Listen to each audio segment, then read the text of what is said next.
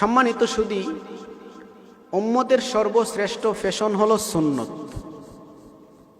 যদিও আমরা সুন্নতকে ফ্যাশন মনে করি না, সুন্নতকে আমরা ইবাদতে মনে করি, বাট উম্মতের সর্বশ্রেষ্ঠ ফ্যাশন হলো সুন্নত। এজন্য যদি আমি আমার নিজেকে, আমার পরিবারকে, আমার সমাজকে, আমার রাষ্ট্রকে সুন্নতের সাজে সাজাইতে পারি, পৃথিবীর কেউ আমাকে চয়েস করুক অথবা না করুক, পৃথিবীর কেউ আমাকে পছন্দ করুক অথবা না করুক, মহান মালিকের প্রিয় পাত্র আমি আপনি হয়ে যাব। কোরআনুল কারীমে আল্লাহ পাকের স্পষ্ট ঘোষণা, আল্লাহ নিজেই বলেন, কুল ইন কুনতুম তুহিব্বুনাল্লাহ ফাত্তাবিউনি ইউহিব্বুকুমুল্লাহ ওয়া ইয়াগফির লাকুম যুনুবাকুম ওয়াল্লাহু গফুরুর রহিম। মহান মওলায়ে কারীম আল্লাহ পাক রব্বুল আলামিন বলেন, হে রাসূল, আপনি আপনার উম্মতদেরকে বলে দেন, আপনার উম্মতদেরকে জানায় দেন, ইন কুনতুম তুহিব্বুনাল্লাহ, তোমরা যদি আল্লাহ তাআলার প্রিয় পাত্র হতে চাও, আল্লাহ তাআলার ভালোবাসা অর্জন করতে চাও, ফাত্তাবিউনি, তাহলে আমি রাসূলের অনুসরণ করো, আমি রাসূলের সুন্নতের সাজে নিজেকে সাজাও। যদি আমি রাসূলের সুন্নতের সাজে নিজেকে সাজাইতে পারো, লাভটা কি হবে জানো? আল্লাহ বলেন, ইউহিব্বুকুমুল্লাহ, তাহলে আল্লাহ তাআলা তাকে ভালোবাসবেন। এবার যখন বান্দাকে আল্লাহ তাআলা ভালোবাসবেন, আল্লাহ তাআলা হযরত জিবরাইল আলাইহিস সালামকে তখন ডেকে ডেকে বলবেন, হে জিবরাইল, রাজাপুরের আব্দুর রহিম আব্দুল করিমকে আমি আল্লাহ বড় ভালোবাসি, বড় মহাব্বত করি। আমি যেহেতু তাকে ভালোবাসি, তুমিও ভালোবাসতে থাকো। এবার হযরত জিবরাইল আলাইহিস সালাম আল্লাহ থেকে আদেশ পায়া ওই বান্দাকে ভালোবাসতে শুরু করে। যখন আল্লাহ তাকে ভালোবাসতে শুরু করে, জিবরাইল তাকে ভালোবাসতে শুরু করে, এবার জিবরাইল আসমান এবং জমিনের সমস্ত ফেরেশতাদেরকে বলেন, এই ফেরেশতাদের দল, রাজাপুরের আব্দুর রহিম আব্দুল করিমকে আল্লাহ ভালোবাসেন, আমি জিবরাইলও ভালোবাসি। আমি যেহেতু ভালোবাসি, আল্লাহ যেহেতু ভালোবাসে, তোমরাও আব্দুর রহিম আব্দুল করিমকে ভালোবাসতে থাকো। ফেরেশতারা জিবরাইলের মাধ্যমে আল্লাহর এই আদেশ পাওয়ার পরে সমস্ত ফেরেশতারা ওই বান্দাকে ভালোবাসতে থাকে।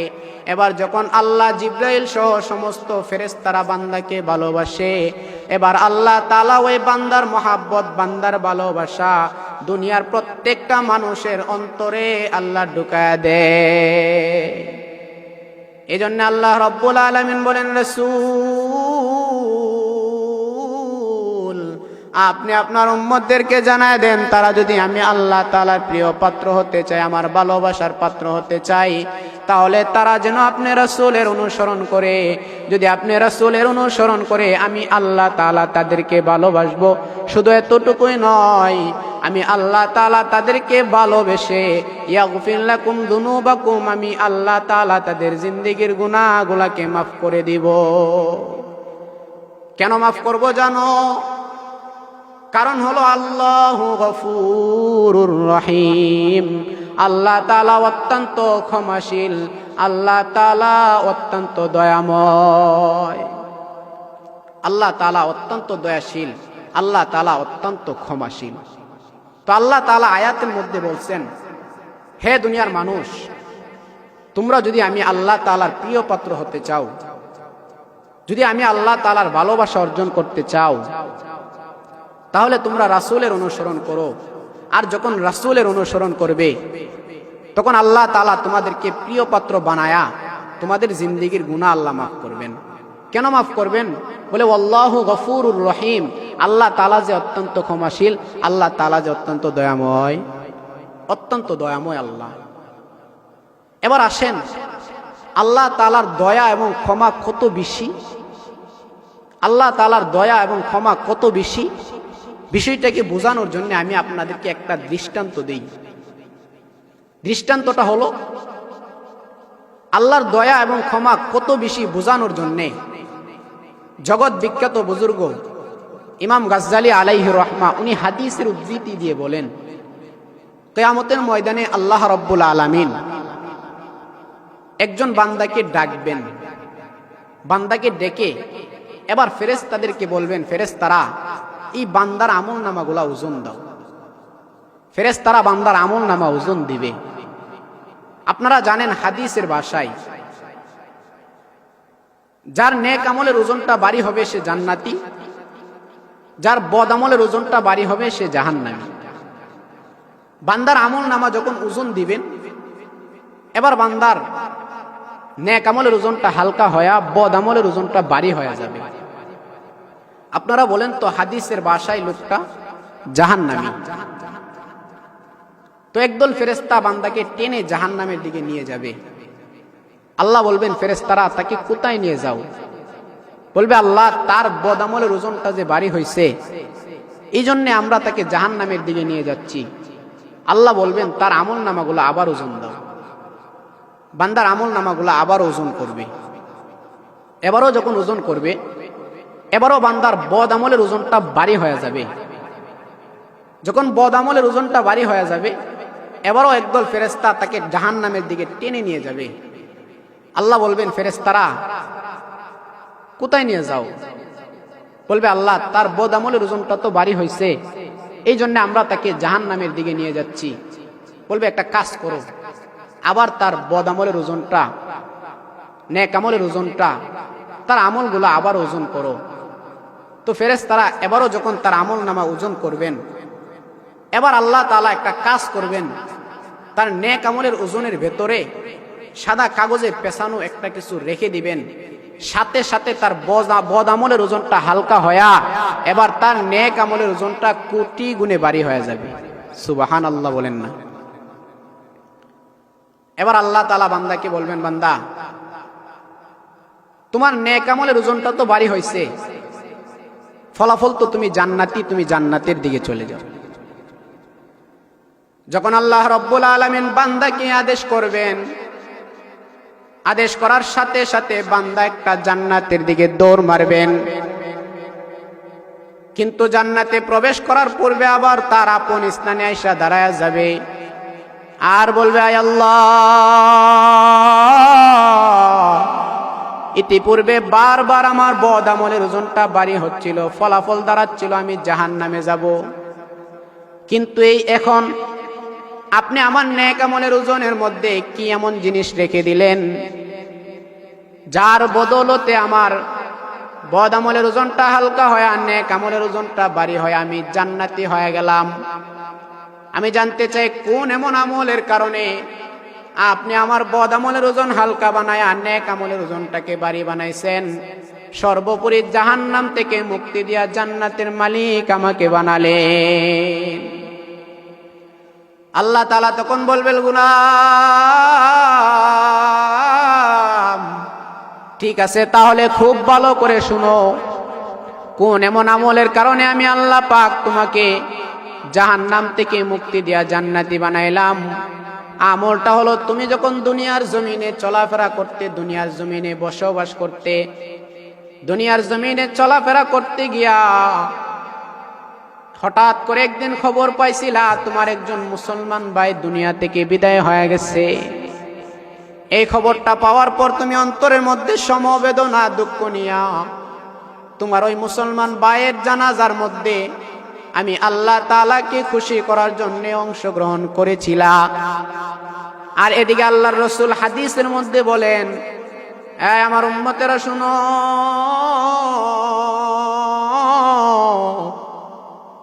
আমার কোন উম্মত যদি তার অপর মুসলমান ভাইয়ের জানাজার নামাজে অংশগ্রহণ করে, আমি আল্লাহ পাক রব্বুল আলামিন তার আমলনামার মধ্যে 1 কেরাত সম পরিমাণ সওয়াব দান করে দেয়। মুহাদ্দিসিনে কেরাম বলেন 1 কেরাত সম পরিমাণ মানে হলো 1 উট পার সম পরিমাণ।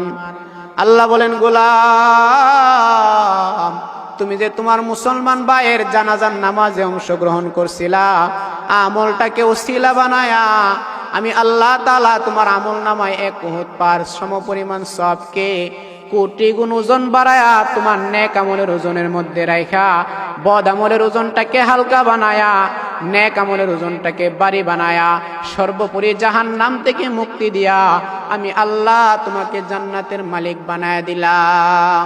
আল্লাহ কে जो हाल तेरे इश्कों के गर हूँ दाईमी रहमत के तेरे उस पे नजर हूँ दाईमी रहमत के तेरे उस पे नजर हूँ माँ दर्द जहाँ गई रे खुदा यार नदारे माँ दर्द जहाँ गई रे खुदा यार नदारे जुज याद खुदा ही चिदिगर कार नदारे। এজন্য ভালো করে বুঝেন, মনোযোগ দিয়া শুনেন, মনোযোগ দিয়া শুনেন, মনোযোগ দিয়া শুনেন। আল্লাহ তাআলার দয়া মায়া কত বেশি বিষয়টাকে বোঝানোর জন্য কিন্তু আমি গত ঘটনার ইতি টানছিলাম যে আল্লাহ পাক রব্বুল আলামিন একজনকে জানাজার নামাজে অংশগ্রহণ করার কারণে জিন্দেগীর গুনাহ মাফ করে জাহান্নাম থেকে মুক্তি দেয়া জান্নাতে দিতে পারেন। আপনারা বুঝে থাকলে বলুন তো সেই আল্লাহর দয়া মায়া কম না বেশি? এত বেশি দয়া মায়া। এজন্য আল্লাহ বলেন, বান্দা তোমরা যদি আমার প্রিয় পাত্র হতে চাও তাহলে আমার রাসূলের সুন্নতের অনুসরণ করো। যখন আমার রাসূলের সুন্নতের অনুসরণ করবা আমি আল্লাহ তাআলা তোমাদেরকে প্রিয় পাত্র বানায়া তোমাদের জিন্দেগীর সব গুনাহ আমি আল্লাহ মাফ করে দিব। এবার আসেন আমরা রাসূলের সুন্নতের অনুসরণ কিভাবে করব? সহজ জবাব হলো কোরআন এবং হাদিসের ফর্মুলায় সহজ জবাব হলো সাহাবায়ে কেরাম যেভাবে রাসূলের অনুসরণ করছেন ওইভাবে আমরা আল্লাহর রাসূলের অনুসরণ করব। এই কারণেই তো আল্লাহ তাআলা কুরআনুল কারীমে সাহাবায়ে কেরামদেরকে আমাদের ঈমানের মাপকাঠি বানায়া দিলেন। আপনি যদি সূরাতুল বাকারা খুলেন সেখানে পাবেন আল্লাহ বলেন, আমিনু কামা আমানান নাস, ঈমান আনো তাদের মতো ঈমান যারা নাকি ঈমানের জন্য নিজের জীবনটাকে বিসর্জন দিয়া দিছে।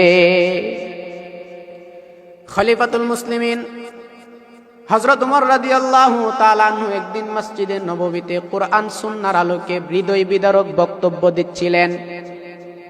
এক ফাঁকে হযরত ওমর রাদিয়াল্লাহু তাআলা আনহু বলেন, আমার জানা আমার বুঝ মতে আমার দেখা মতে ঈমানের জন্য ইসলামের জন্য হযরত বেলাল রাদিয়াল্লাহু তাআলা আনহু যেই রকম কষ্ট করছেন ওই রকম কষ্ট কোন সাহাবী করে নাই। মজলিসটার মধ্যে নবীর প্রিয় সাহাবী হযরত খাব্বাব রাদিয়াল্লাহু তাআলা আনহু ছিলেন। হযরত খাব্বাব রাদিয়াল্লাহু তাআলা আনহু তখন দাঁড়ায়া বললেন, হে ভাই ওমর, আপনি ইসলামের ত্যাগের বেলায় ঈমানের ত্যাগের বেলায় বেলালের নামটা নিলেন, আমি খাব্বাবের নামটা নিলেন না। ওমর রাদিয়াল্লাহু তাআলা আনহু বলেন, ভাই খাব্বাব তুমি ইসলামের জন্য কি রকম কষ্ট করছো, ঈমানের জন্য কেমন কষ্ট করছো আমি আমার চোখ দিয়া দেখি নাই, বুঝি নাই, আমি কোনোদিন দেখি নাই, জানিও না, এই জন্য আমি তোমার নামটা নিতে পারলাম না। বাকি বলো তুমি ইসলামের জন্য ঈমানের জন্য কি রকম কষ্ট করছো।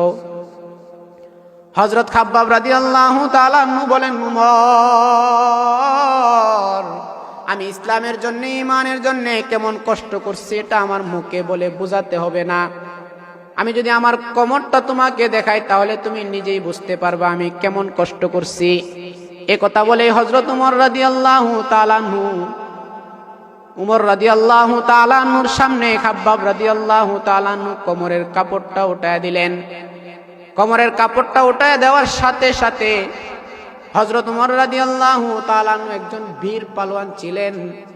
আল্লাহর নবী বলেন, ওমর তুমি যে রাস্তা দিয়া যাও ওই রাস্তা দিয়া 40 দিন পর্যন্ত শয়তানও যায় না। এমন বীর পালোয়ান ছিলেন। হিজরতের সময় সমস্ত সাহাবায়ে কেরাম গোপনে গোপনে মদিনায় চলে গেছে।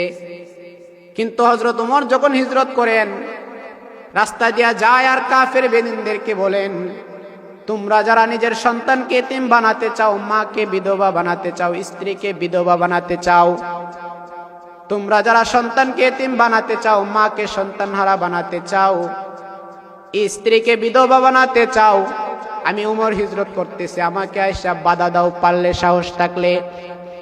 এমন একজন বীর পালোয়ান ওমর।